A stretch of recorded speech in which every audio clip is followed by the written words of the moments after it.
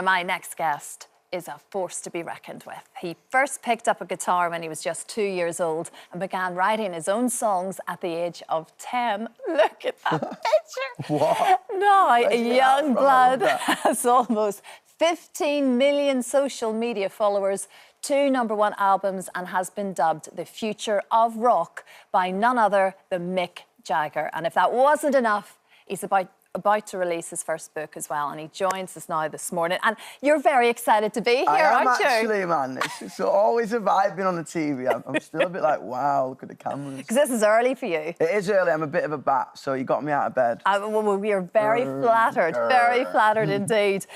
First book. Yes. This is impressive, isn't it? And you describe this as a bit of an interactive journal. Yeah. I think when the idea came, everyone was like, you should write a book. And I was like, wow, because I'm not very good at reading, so I've got ADHD, so I'm always a bit energetic. But I wanted to do something that was a little bit out of the box.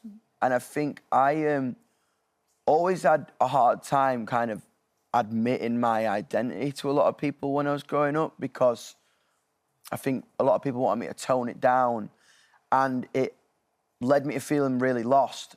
And I created this book because it's going to force yourself. It's interactive and it's light, but it forces you to kind of look yourself in the mirror and say what you like about yourself and say what you might not like about yourself, and do exercises to find out things that you might not know about yourself. And it's cool. I think it's going to help a lot of people go on like an important journey that like you need to do.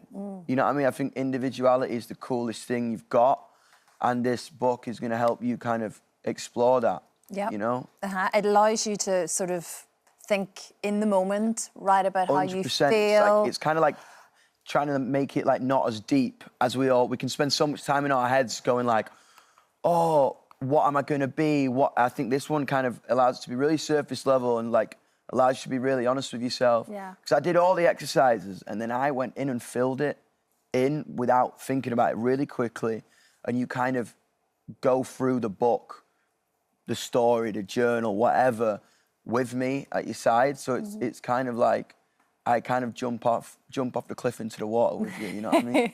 But you are really passionate about encouraging people to accept who they are. Because like you say, you grew up sometimes just feeling a bit lost, feeling like you sort of didn't fit in. Yeah. And it's really important to you now to try and help other people to help figure it out, make them feel happier about whoever they are, whatever that is. 100%. I think it was the only thing I've got, really. I think people get into music because they write about heartbreak and they write about... I think my main inspiration was I felt this kind of real pain in my stomach. I was like, why do people not get me?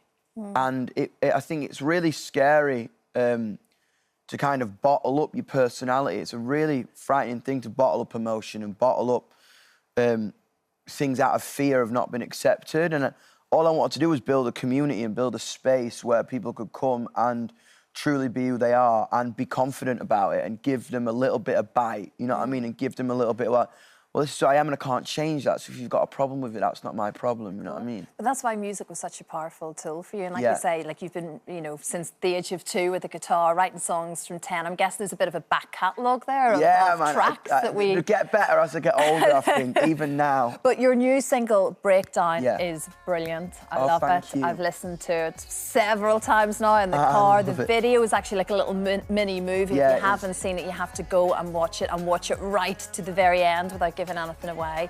It's a brilliant sound. One Mick Jagger has described you and your sound as hopefully the future of rock and roll. It's cool. But actually that song started out as a poem. It did.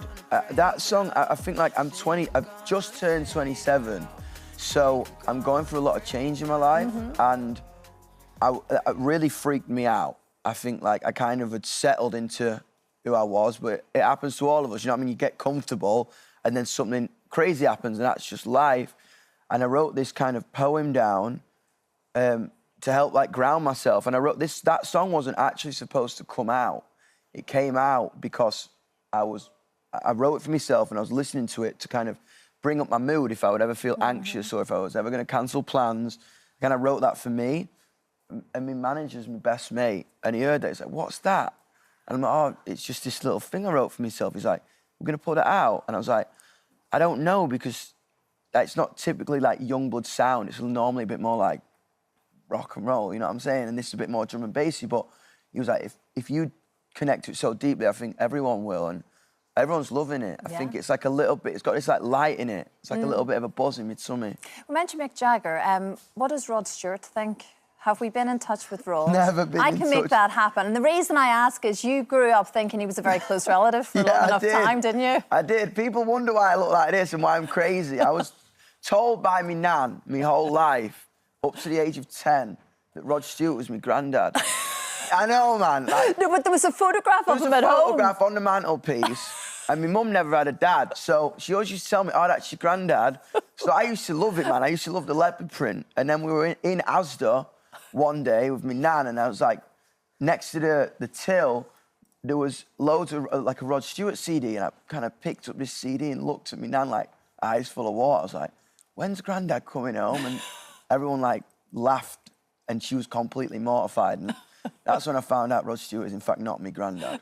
That was another pivotal moment classic. in Yungblud's early life. I'm telling you, man, he taught me leopard print, and I'll wear it till I'm not here anymore. You know what I mean? You've held on to it ever Honestly.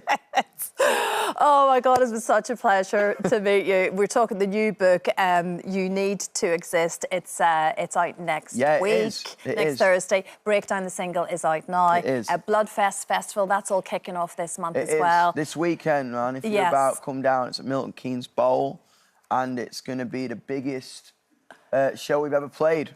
Brilliant, with that very special community of all ages, which 100%. I think is really, really important to point out too. It's been such a treat meeting you. For having me. Was it worth getting up early for 100%, Good, man. I'm pleased to hear it. I'm wired now. I feel like I've had a cup of coffee. That's how you should start your day. 100%.